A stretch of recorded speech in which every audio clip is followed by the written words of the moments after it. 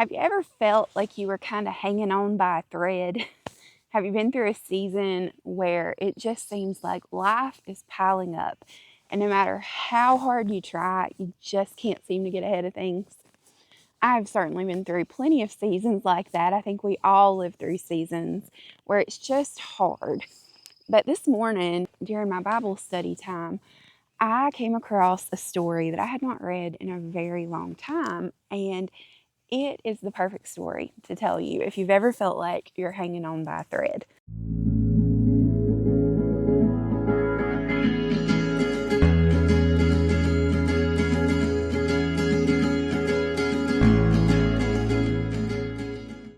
So today I'm actually out here harvesting some purple dead nettle. I'll show you. This is a weed, supposedly, that grows native here in North Carolina. And I forage for it every spring and fall because this is a wonderful remedy for seasonal allergies. And so we have a spring allergy blend that includes nettles. And I also will dry a whole bunch of this just to save for anytime somebody in my house gets the sniffles. But nettles, these are called purple dead nettles. And I'll show you a little closer. This is what it looks like. It's got like this little rosette at the top, and it's just everywhere here in North Carolina. I actually was over at our fruit farm, and in the apple orchard and in the peach orchard, they are literally covered in purple dead nettle. I mean, endless supply. So I'm so excited. So I am on a mission to harvest as much purple dead nettle as I can this season. And I brought my basket outside, so we're going to fill it up. And I thought while I'm working on it, I would tell you this story that I read this morning, and maybe it'll encourage you if you're hanging on by a thread today. So the story is in Joshua chapter 2, and it's about this woman named Rahab.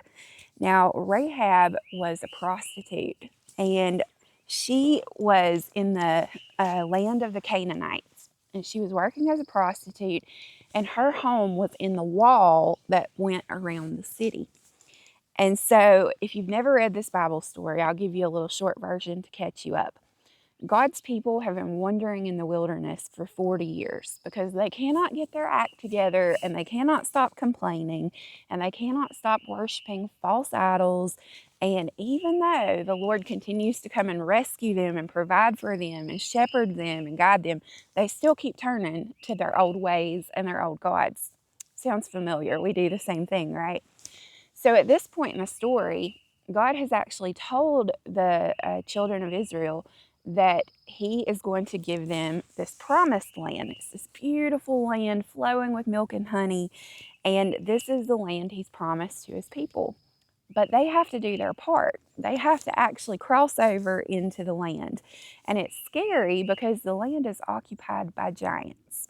And so the people get together and they decide, even though God has said, I will give you this land, pretty much a guarantee, right? The people are like, well, let's just go scope it out, right? They decide they're going to put human eyes on God's supernatural plan, and they're going to do it their way. So they send spies, and they send these 12 spies in to scope things out. And when the spies are there, two of them hide out in Rahab's home. So they're about to be caught, and Rahab pulls them in her house and she hides them.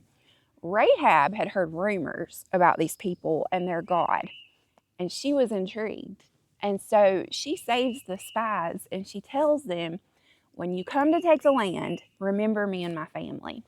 Now, Rahab would have been in that society kind of the lowest of the low. As a prostitute, she would not have had a whole lot of rights. She would have definitely not had any political power. And she probably didn't have a whole lot of hope for her station in life to improve. But when they came, she, instead of looking at them as the enemy like everyone else, she believed their God held a little bit of hope, and she wanted to know more, so she gives them a place to stay, a place of refuge. And while they're there, she asks them, when you come back, remember me and my family. And they say, we will. They're so grateful to her because of the way she has saved them. So they say, when we come back, We want you to hang a scarlet cord out of your window so we know where your house is, and we're going to save you. We'll rescue you. And so, sure enough, the story continues. They come and they take the land and they occupy the promised land. God gives them the land just as He said He would. And Rahab and her family are saved because she hangs a scarlet cord out the window. And they identify where she's at. They save her. And she actually appears in the lineage of Christ. So through a simple prostitute who believed God enough to do something completely countercultural, she saved her whole family and became part of the lineage of Christ. Really amazing. So Rahab's story is even cooler though, because there's a layer to it that a lot of people never know. And so when Rahab was putting that cord out her window, the scarlet cord, there's significance to that. Back in those days, in ancient times, red dye was not readily available. In fact, it was pretty rare and it was saved for really special things. It was used to make like temple garments, it was used in palaces and for royalty. And it wasn't something that like people had day to day. You know, red was a harder color to make. And so when they did make red garments, they would use the crimson worm, okay? And so the crimson cord or the scarlet cord that Rahab hangs out her window would have been dyed red using the crimson worm. Here's where it gets even crazier. It's really unique species, okay? And it literally lives to die, okay? I want to tell you the whole story of this worm. Let's take our dead nettle into the greenhouse and let me tell you all about it. All right, let's talk about this little worm. First, the worm chooses a tree, and it's a mother worm. The female worms do this, and the mother worm will choose a tree, and she will attach herself to that tree. She fastens herself to the tree permanently. She attaches so tightly that she cannot be removed from it. This is her final resting place, and she knows it. It reminds us a lot of how Christ willingly laid down His life on the cross. He chose it. He didn't just endure it. He willingly laid down His life, just like the mother worms that create this crimson dye.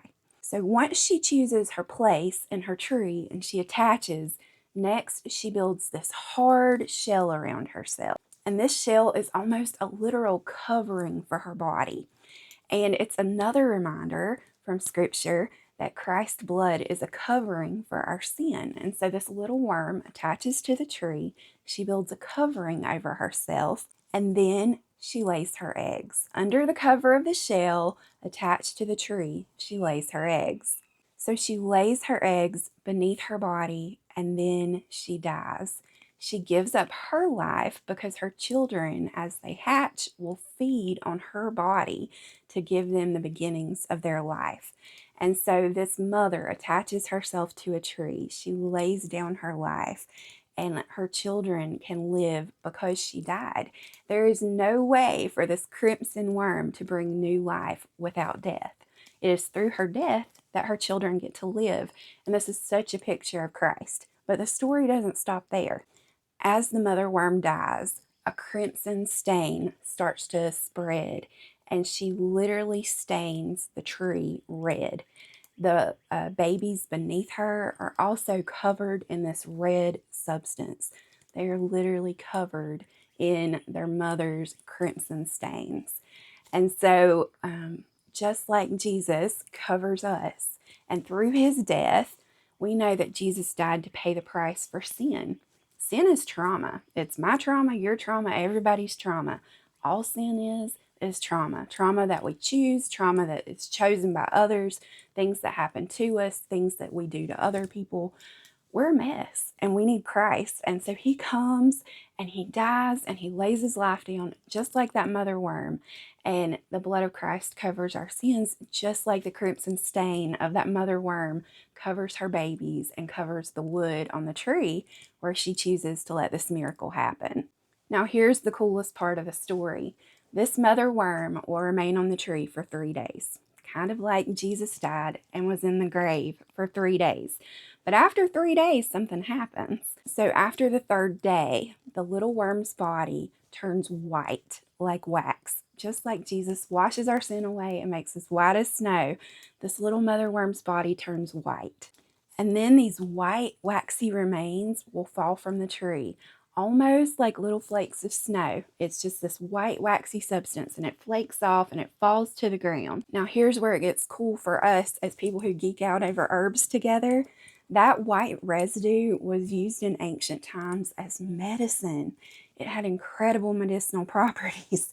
And so, just like the death of the worm brought life to her children and medicine to her community, the death of Christ and his resurrection covers our sins, gives us a born again experience where we can have new life through Christ.